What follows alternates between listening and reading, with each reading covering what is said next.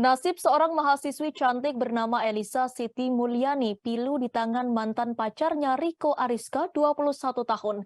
Gadis 22 tahun asal Kabupaten Pandeglang, Banten itu dibantai Riko dengan cara keji. Korban dibunuh di Jalan Stadion Badak pada Rabu 8 Februari 2023. Tega merampas nyawa Elisa, Riko nyatanya pernah menjalin hubungan dengan korban selama 5 tahun. Lantaran hal tersebut, Riko pun sakit hati kala mengetahui Elisa sudah punya kekasih baru, padahal baru putus dengannya. Tinggal di lingkungan yang sama membuat Riko susah move on dari Elisa. Hingga akhirnya niat jahat Riko muncul saat melihat sang mantan pacar lewat di depannya. Pada 8 Februari 2023 sekira pukul 22 waktu Indonesia Barat, Riko hendak pulang ke rumah setelah menyentrum ikan di Sungai Balapunah. Di momen itu, Riko tak sengaja bertemu dengan Elisa yang sedang mengendarai sepeda motornya menuju arah pulang.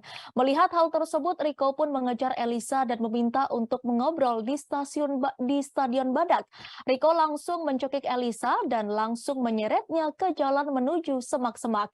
Tak cukup sampai di situ, Riko gelap mata dan langsung memukul korban menggunakan kloset hingga patah dan berlumuran darah.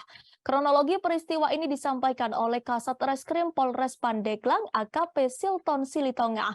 Adapun kini Riko dijerat pasal 338 Junto 351 KUHP.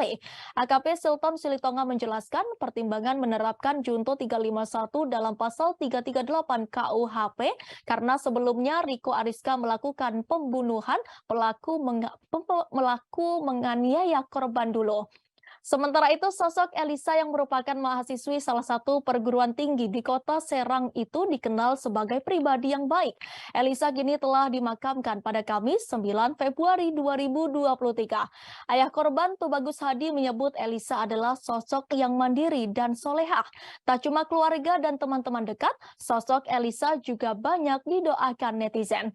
Di akun media sosial Elisa, netizen beramai-ramai mengirimkan doa.